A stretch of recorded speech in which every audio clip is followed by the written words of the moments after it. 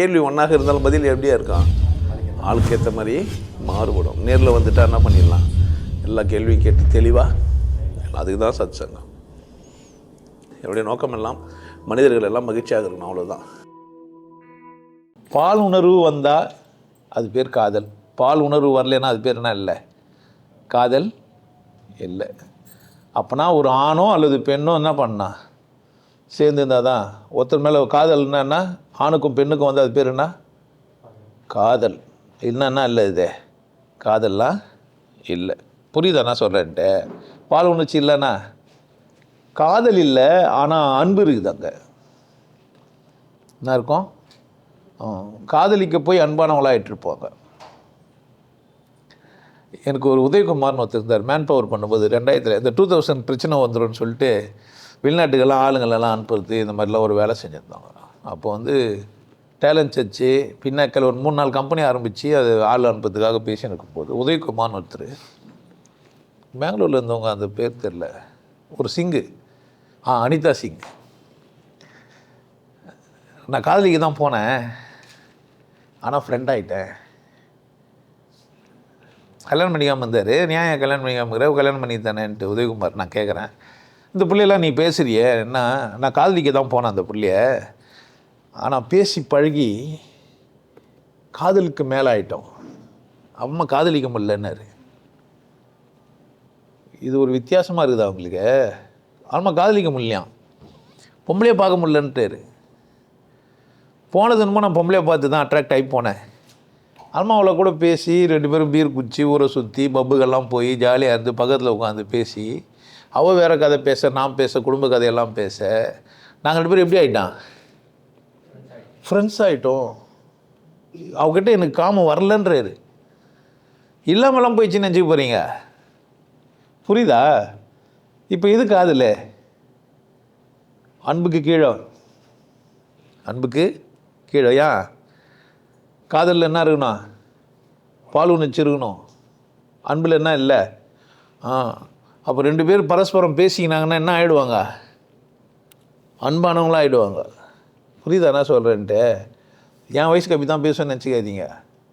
அப்படி ஒன்று இருக்குது காதலில். அப்போனா உஷாராக இருக்கணும். எப்போவுமே நான் பொம்பளைன்ற நினைப்பில் அவளும், எப்போவுமே ஆம்பளைன்ற நினைப்பில் நானும் இருந்தால் தான் என்ன ஆகும், காதல் இருக்கும். இல்லைன்னா காதல் பீஸ் போயிடும், அன்பு மலர்ந்துடும். அன்பு மலர்ந்துச்சுன்னு வச்சுக்க, நீ தொட்டால் உணர்ச்சியே வராது, சொன்ன கட்டு போயிருக்கோம். நம்ம குழந்தை வந்து மேலே வந்தால் ஒன்றா அவ்வளோல்ல, அந்த மாதிரி ஆகிடும். அப்போனா காதல் வரணும், காதலோடு ஒருத்தர் இருக்கணும்னா கொஞ்சம் தூரமாகவே இருக்கணும். இந்த தேசிய கீதம்லாம் எழுதினார்ல, அவர் நிறைய காதல் கவிதைலாம் எழுதுகிறார். அவர் ஒரு உறவு வந்து சரியில்லைன்னெலாம் சொல்லுவாங்க, எனக்கு தெரியாது, எனக்கு வரலாறுலாம் தெரியாது, ஆனால் சொல்லிக்கிறாங்க அந்த மாதிரிலாம். நீ அந்த கரையிலேயே இரு, அந்த கரையிலேயே அந்த கரையிலேயே இரு, இக்கரைக்கு வந்து விடாது. ஏக்கம் போயிடுச்சேன்னா என்ன ஒரு ஏக்கத்தோடவே வைத்து கொண்டு இருக்கிறோம். அப்பப்போ சேர்ந்துக்கணும், பேசினோம்னா வேலைக்கு ஆகாது. கொஞ்சம் தூரமாக இருந்தோம்னா ஒரு ஈர்ப்பு இருக்கும், எப்போ பார்க்க போகிறோன்னு தாகத்தோடு இருக்கும். இந்த கணவன் மனைவியெல்லாம் பார்த்தீங்கன்னா அந்த காலத்துலலாம் அதுக்குன்னே பாலைத்தினேன்னு ஒன்று போட்டு வச்சுருப்பான் கதையில். பிரிஞ்சுட்டு திரும்ப வாரங்களும் மாதம் ஆகும் நீயும் நானும், அவன் 2 பேரும் சேர்ந்துட்டா மாதங்களும் நாட்கள் ஆகும், நீ என்னன்னு கூடினா. அப்போ பிரிஞ்சு சேரணும். அவ்வளோ டேஸ்ட்டு எதில், காதலில். ஆனால் அன்பு மலர்ந்துச்சுன்னா காதல் பீஸ் போயிடும். நீ என்கிட்டலாம் ரொம்ப நெருங்கினீங்கன்னா காதல்லாம் வராது. ஒன்றால் தூரத்துலேருந்து பார்க்கும்போதெல்லாம் ஐயா நல்லா இருக்கிற கிஸ் குத்து பார்க்கலாம், வேறு லட்சம் கட்சிடணும்னு நினச்சி நிற்பீங்க. கிட்ட வந்து கட்டி பிடிச்சவொடனே அவள் தானா, அது மற்ற தோணாது. அது தோணுன்னா நீங்கள் அவ்வளோ தூரம் ஸ்ட்ராங்காக இருக்கணும். எப்படி பொண்ணு நம்ம ஏமாத்திடுவான், கிட்ட போனால் நம்ம விடக்கூடாது, இவன் என்ன பண்ணா அவங்களையாவே பார்க்கணும், நீங்கள் தான் கஷ்டப்படணும். ஆனால் எனக்கு என்ன இல்லை, புரிஞ்சிச்சின்னு நினைக்கிறேன். அப்போ உணர்ச்சியோடவே இருக்கணும், சூடு வச்சுன்னே இருந்துருக்கணும், அடி வயிற்றில் சூடை எப்போவுமே வச்சுன்னு இருக்கணும். கண்களில் காமம் இருந்துன்னே இருக்கணும். கண்களில் காமம் இருக்கணும்னா அந்த ஆளையே பார்த்துன்னு கூடாது, 4-5 பேரை பார்க்கணும், ஆனால் அந்த ஆள்கிட்ட தேடணும். ஒத்துப்பானா பேர் நெஞ்சம் எல்லாம் உள்ளம் எல்லாம். அப்போ 4 பேர் பார்க்கணும், அப்புறமா இங்கே வந்து தேடணும். எத்தனை பேரை பார்த்தானோ, எவ்வளோ பேரை பார்த்தானோ அவ்வளோ பேர் பார்த்து அந்த பொம்பளை கிட்ட போனோம். அவன் நான் இப்படி பார்த்தேன் அப்படி பார்த்தேன் இப்படி பார்த்தேன், ஆனால் உன்ன மாதிரி உன்னை போல ஒருத்தரை நான் பார்த்ததே இல்லை அப்படின்னா என்ன அர்த்தம்னா 100 பேரை பார்த்தேன், நான் பார்த்ததிலே அவள் ஒருத்தியைத்தான். பார்த்தா தான், யாரையுமே பார்க்கக்கூடாதுன்றது தான் காதல். நீங்கள் சொல்லிட்ட பிறகு அவன் பீஸ் போயிடுவான். நீ யாரையும் பார்க்கக்கூடாது, என்னை தவிர வேறு யாரையும் பார்க்காத என்னான்னு வச்சுக்கா, உன்னையே அவன் பார்க்க மாட்டான். இவ்வளோ தான் காதல்னா என்ன அப்படின்னு கேட்டால், காமத்தை தூண்டி அப்படி ஊட்டணும். இந்த பொண்ணை பாரு எவ்வளோ அழகாகிறா, ரீல்ஸில் ஏதாவது காமிக்கணும் பாரு, இது எப்படி ஆட்டும். அவர் அப்போ தான் ஆர்வமாக இருப்பார். அதே மாதிரி புருஷனுக்கும் ஃபாரினில் ரொம்ப ஈஸியாக செய்வானுங்க. ஸ்விம்மிங் பூல் ஜெட்டி போட்டின்னு வருவான், 4 பேர் அவனை பார்ப்பான், அவளை பார்ப்பான், இதெல்லாம் வச்சு இவன் செய்வான். உன்னை 4 பேர் பார்க்குற மாதிரி அழகாகிற அப்படின்ட்டு. சாத்தியமா பார் காதல், புரியுதா? அப்போ தான் என்ன ஆகும், உள்ள உங்களுக்கு ஃபயர் வரும். இல்லைண்ணா ஒன்றும் வேணாம், நான் பஸ்ஸில் போயின்னுக்கிறேன்னு வச்சுக்கோ, கூட நான் போனேன் ஆனால் போகலன்னு வச்சுங்க, கூட ஒருத்தர் உட்காந்துக்கிறாங்க. அந்த நிறைய பொம்பளைங்களை அப்படி பார்த்தோன்னே தான் இவங்க கால் மேல் கால் போடுறதோ இழுக்கிறதோ பண்ணுவாங்க. ஏன்? கவனம் ஏன் மேலே இருக்கட்டும். யார் உள்ளி தும்பி நீர், வள்ளுவர் சொல்கிறார், யார் உள்ளி தும்பி நீர். யாரடா நினச்ச, நான் இங்கே பக்கத்தில் உட்காந்துக்கிறேன், உன்னை அவ்வளோ உன்னை என்ன பண்ணுறா நினைக்கிறா. இப்படி இருந்தால் தான் அந்த காதல்னா ஆகும். அப்போனா சந்தேகப்படக்கூடாது, ஃபயர் விட்டுனே இருக்கணும். ஆனால் என்ன பண்ணக்கூடாது, பிரியும் கூடாது. இப்போ ஃபயர் விட்டு டைவர்ஸ் ஆகிருது, அந்த பொறுக்கி 4 பொம்பளை வச்சுங்கிறான் தான் போயிடுவாங்களே தவிர, அந்த பொறுக்கி என் புருஷன்னு சொல்லணும். சார் புருஷனை கூட நாங்கள் விட்டுருவோம், ஆனால் உங்களை எப்படி விட முடியும்? நீங்கள் இவ்வளோ நல்லா பேசினுக்கு எங்களுக்கு உணர்ச்சியோடவே வச்சுன்னுக்கிறீங்களே. ஏன்னா அவன் மேலே உங்களுக்கு அக்கறை இல்லையா? அவர் 4 பேர் ஒன்றும் செய்ய மாட்டாங்க, அவன் உன் மேலே தான் எனக்கு ஆபத்தேயா, புரியுதா? அப்பப்போ மெசேஜ் போட்டு சூடாக வச்சுருக்கணும் ஒரு ஆளை. எதுக்கு? காதலிச்சிட்டேனா பல்லு வளக்குவேன், காதலிச்சேனா கண்ணுக்கு மை தீட்டுவேன், காதலிச்சேனா மூஞ்செல்லாம் அழகாக்கிப்பேன், காதலிச்சேனாவே நடக்கத்தே வேறு மாதிரி இருக்கும். ஏன்? ஸ்லீவ்லெஸ் எப்போ போடுவேன் அப்படின்னா காதலன் பார்க்கறதுக்கு தான். ஆனால் போட்ட ஸ்லீவ்லெஸ்ஸை எல்லாம் பார்ப்பான். போட்டது ஒருத்தருக்கு தான், ஆனால் பார்க்குறது காட்டுறதெல்லாம் நிறைய பேருக்கு காட்டுறனே நினைக்க மாட்டா.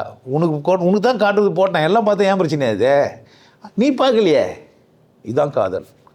ஆனால் இப்போ என்ன ஆச்சுன்னு கேட்டேன்னா, ஸ்லீவ்லெஸ்ஸாக போட்டுனுக்கிற சனியே, நீ எல்லாருக்கும் காட்டுற, அதனால் நான் என்ன பண்ண மாட்டேன், ஃபுல் லைட் ஆஃப் பண்ணிட்டு ஸ்லீவ்லெஸ்ஸாக இருந்தான்னா எல்லாத்தையும் கைட்டி போட்டான்னா, அவள் அப்போ இப்போ ஆட்டின்னு காமிச்சா தானே என்ன ஆவான்.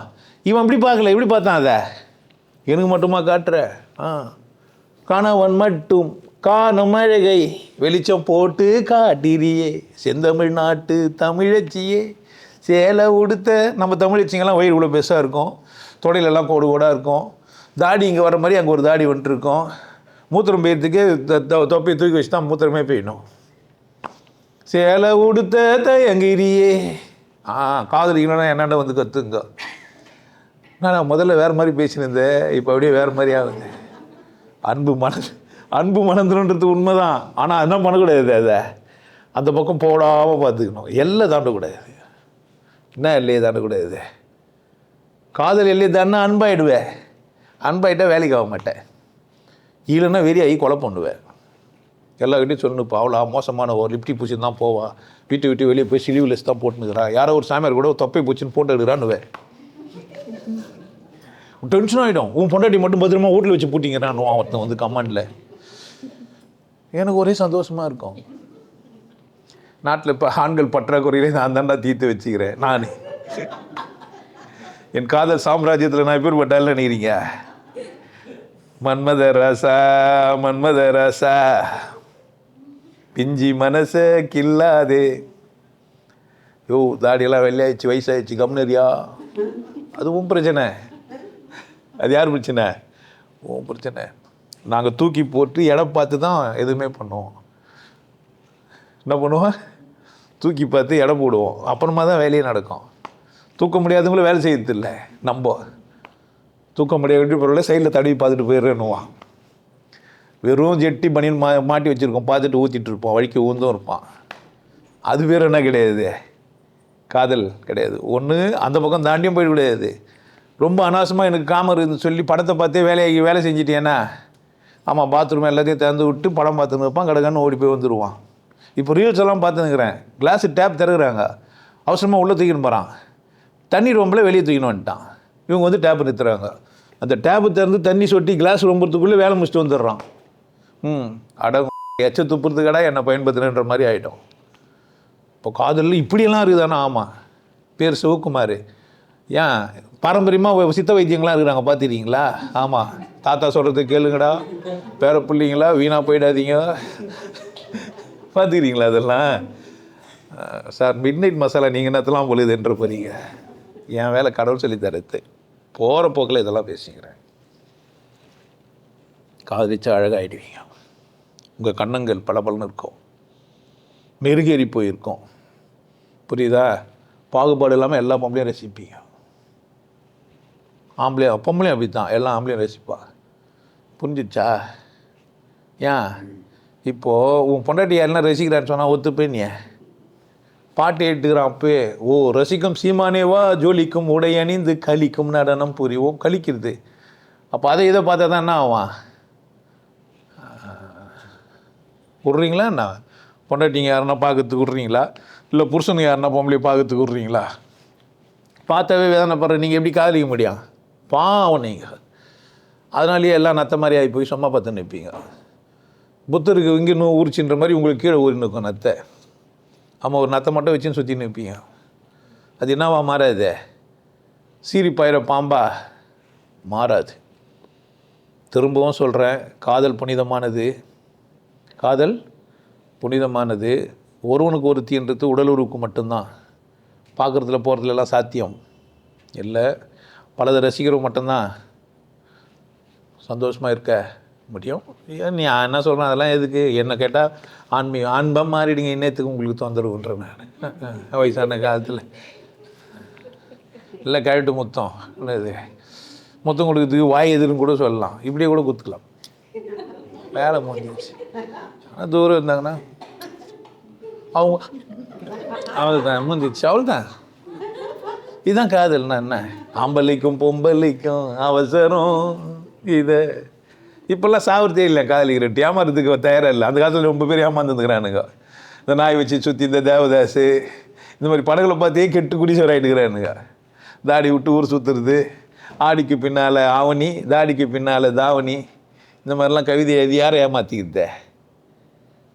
பார்த்து வேசா உசாராரு, வயசு அந்த மாதிரி. உங்களுக்கு எல்லாருக்கும் ஒரு விஷயம் சொல்கிறேன், ஆனந்த வாழ்வு அப்படின்ற ஒரு கோர்ஸ் யூடியூப்பில் போட்டு வச்சுக்கோங்க. Happy life course. நீங்கள் மெம்பர் ஆனீங்கன்னா ஆனந்த வாழ்வு கோர்ஸை நேரடியாக நீங்கள் யூடியூப்பில் பார்க்கலாம். ஃபேமிலியாக டிவியில் போட்டு என்ன பண்ணலாம், எல்லாரும் ஃபேமிலியாக போட்டு பார்க்கலாம். ஒருத்தர் தான் சப்ஸ்கிரைப் பண்ணீங்க, 5 பேர் 6 பேர் என்ன பண்ணலாம், நீங்கள் அதை பார்க்கலாம். வாய்ப்பு பயன்படுத்திக்கப்பா.